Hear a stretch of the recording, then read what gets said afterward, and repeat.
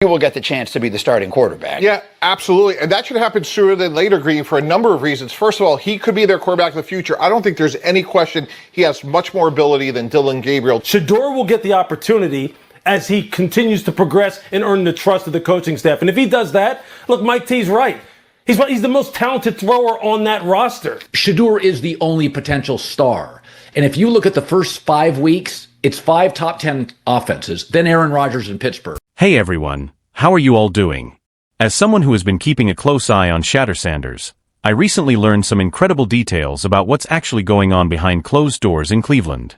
Tony Grossi of ESPN Cleveland unintentionally revealed some information concerning Browns veterans' private remarks about Shedeur that isn't being discussed by the mainstream media.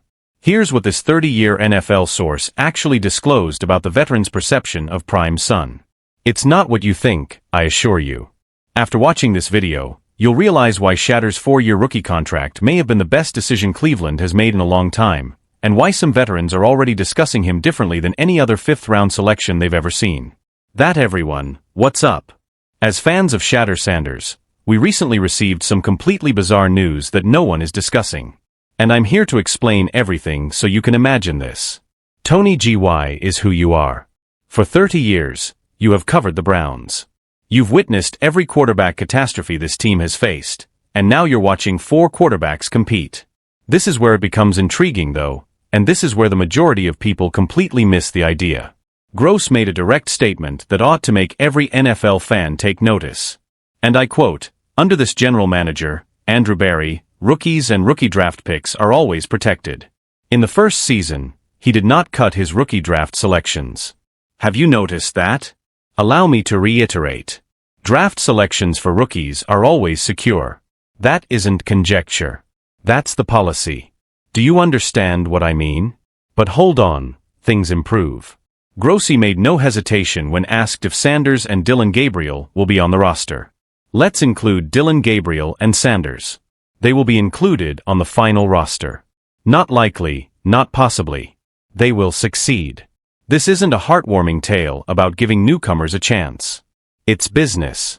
Additionally, the Browns are viewing these 2 rookies as investments they won't let go of. This is where the majority of analysts are making mistakes. And I'm bothered about this. This is being viewed as a classic depth chart scenario. Sanders is 4th string, I see. 3rd place goes to Gabriel. They will study while riding the bench. That's outdated thinking, brother. Additionally, the Browns are no longer playing traditional football. Consider what Gross disclosed regarding their quarterbacking situation. 9 different quarterbacks have started games for Cleveland over the past 2 seasons. 9. It is not a depth chart. It's a revolving door. 4 quarterbacks began just last year. 5 the previous year. Therefore, the question is not if or not these rookies will get playing time, but rather when. The worst part is that no one is discussing it. This is where things start to become really intriguing. Joe Flacco is 40 years old. Even GI acknowledged that he was a physical freak, saying, "I don't know how he's going to hold up over 17 games." Is he able to pick it? He has a 1-year contract. A year. These are not long-term fixes. Everyone in the building is aware that they are bridge quarterbacks. However, let's discuss what counts most in this situation. That 4-year contract arrangement. You see, the Browns are playing chess and everyone else is playing checkers while everyone is preoccupied with who will start the first week. Due to the horror of Deshaun Watson's pay cap, they are aware that they cannot afford big-name veterans. It was broken down by Gross. Even though he isn't playing, Watson is costing them $36 million in salary space this season. What then did they do? For a total cap hit of only $7.5 million, they added 4 quarterbacks. That's roster construction at the genius level. And you know what? 2 of those 4 have rookie contracts that grant Cleveland 4 years of control. It's not a coincidence. That's tactics. According to Fox News, former NFL player TJ Hmanzada recently shared what he has learned regarding the Browns' quarterback predicament. While others are attempting to dash Shedeur's aspirations, I believe they are failing to see the wider picture. I'll tell you what's actually going on behind the scenes. And this is predicated on what I've seen in recent reports. When asked about coaching the young quarterbacks, especially Shedeur, Joe Flacco actually seemed a touch defensive, according to Yahoo Sports. What does that tell me, you know? That indicates to me that Flacco views these newcomers as competitors rather than merely learners. Whether he wants to acknowledge it or not, that is respect. In this quarterback competition, and they're equating this with the fact that the Browns, in their mind, will never give Shedeur Sanders a fair shot. The first thing to remember is the quarterback competition has not really started yet. Ain't no competition in football start, especially in the NFL, till you put pads on. Like, there's no winning the competition in June. There's no winning the competition in July. So people acting as if like this quarterback competition has already gotten started and Shedeur's being held. That's just not how it's going. Let's talk about the elephant in the room now, Shedeur. Those tickets for speeding. Yes, everyone is acting as though Shedeur's career is over after he was stopped twice in a week and drove at 101 miles per hour. Here's what Gross actually said about it though, and this is crucial. He may have been cut if he had a history of off-field issues as a fifth-round defensive tackle, but he has never had any. Have you heard that? Shedeur is receiving alternative therapy, according to the Browns insider. Furthermore, it has nothing to do with his last name. It's due to his potential and spotless record. The similar incident occurred during a defensive tackle. However, Cleveland has moved on from a quarterback with franchise potential. This is when things start to become very fascinating, and any fan of Shedeur Sanders should be thrilled. Gross made a statement that the majority of people totally overlooked. These contracts are for 4 years. They have no intention of leaving. Seeing what Gabriel and Sanders can do right away is not urgent. Hold on, go back and read it. There is no urgency. This indicates that the Browns are not concerned about these youngsters. They're not attempting to force them to behave before they're prepared. When you have faith in someone's long-term potential, you exhibit that level of patience. Do you understand what I mean? Contrast that with the way most teams handle picks in the 5th round. They may have 1 season to establish themselves, after which they are either eliminated from the league or used as practice squad material. But Cleveland's strategy. The 9 quarterbacks who have played over the past 2 years will determine their opportunity. That is a promise, not a threat. The Browns have demonstrated that they can replace quarterbacks more quickly than a NASCAR pit. Tires are changed by the crew. And who do you think people will turn to when that occurs? Not if, but when. The costly veterans with 1-year contracts or the inexpensive rookies in whom they have 4 years of control. The veteran leadership in that locker room is currently experiencing something quite intriguing, according to recent reports from Professional Football Network. Players can rely on Joe Flacco, they claimed, but here's what they didn't say. In private, what are those same veterans saying about Shedeur?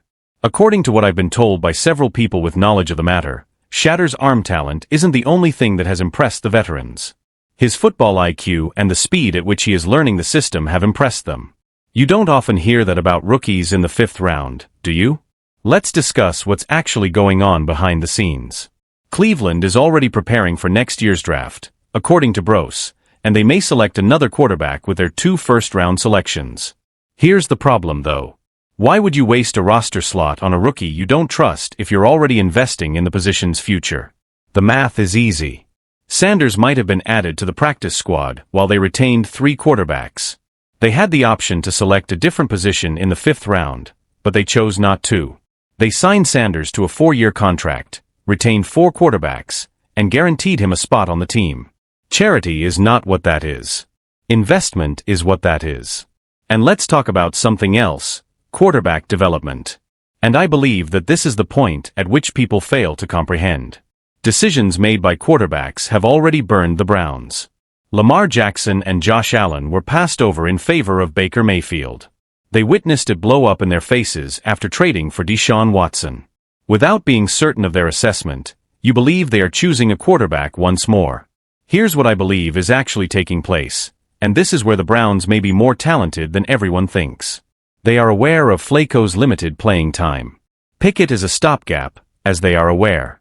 They've effectively established a quarterback development program with Sanders and Gabriel as the focal points since they know Watson is over. Consider it.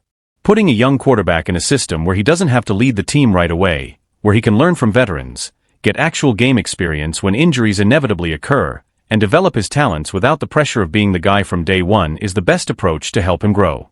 Shedeur is already on track to become the starting quarterback for the Cleveland Browns, according to recent sources from SI.com. Even though he might not start in the first week, he has the potential to lead the offense in 2025. That isn't merely conjecture. That is predicated on what people observe in real-world situations. Under Kevin Stefanski, the Browns are back to what they do best, according to Gross. Use tight ends, run the ball, and engage in action passing. For a quarterback like Sanders, who has the arm talent to execute those play-action throws, but may need some time to get used to NFL speed, that's a quarterback-friendly system. This is the portion where all of Sanders fans should be heated up and prime time. Given Cleveland's history with quarterbacks, Shedeur may benefit from patience. They've hurried every quarterback into action, and they've all failed. Every veteran they've hired as a temporary solution has fallen short. Perhaps, just possibly, they've realized that growth takes time. The uproar surrounding speeding tickets is merely noise. In essence, Gross stated that the club has moved on and that you would need to hunt for something more compelling than traffic infractions if you want to cast doubt on Sanders.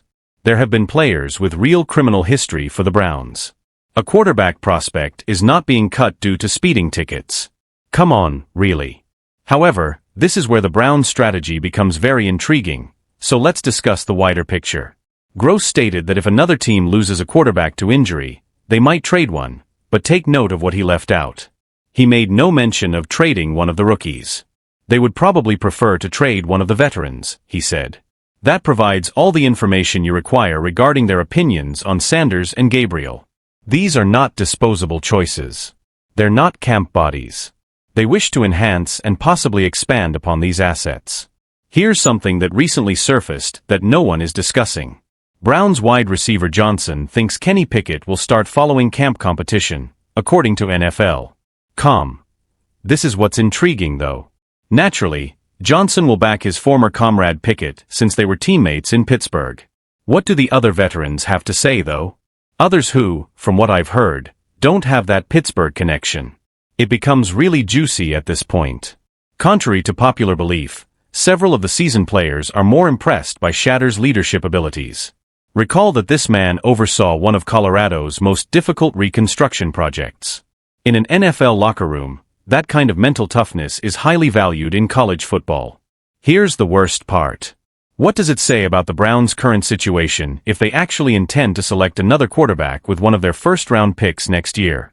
They are either hoarding talent at the most critical position or they don't trust any of their current players. I'm going with the latter as they will undoubtedly retain Sanders for 4 years. Look, I understand. Everyone expects to see results right away. Right now, everyone wants to know if Sanders can be the guy, but perhaps the Browns' patient strategy is a good one. Perhaps what has been lacking in a young quarterback's growth is the opportunity to grow, understand the system, and mature into the position. There is more to the 4-year deal than roster control. It has to do with belief. We see something in this kid that's worth investing in long-term, is the key.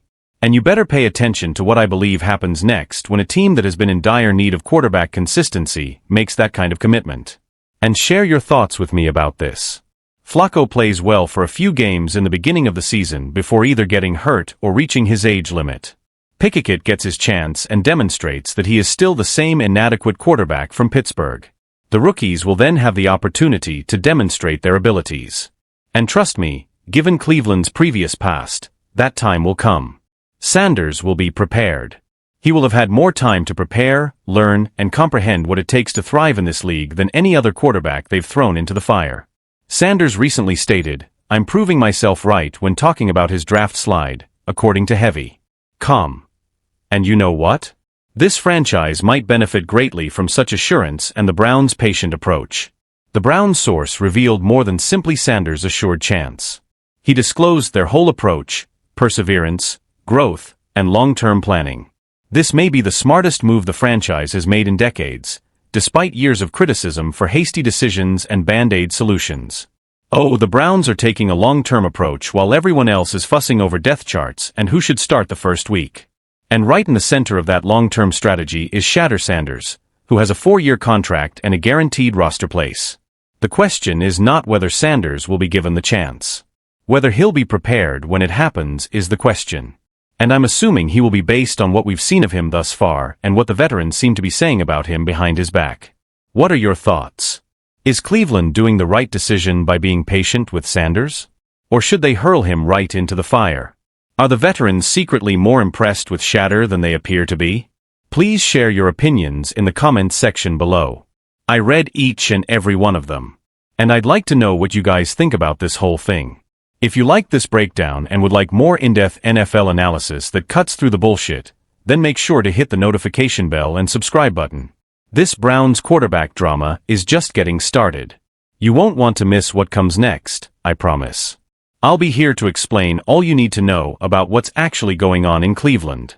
Let's continue this discussion. What do you think will happen in this QB battle?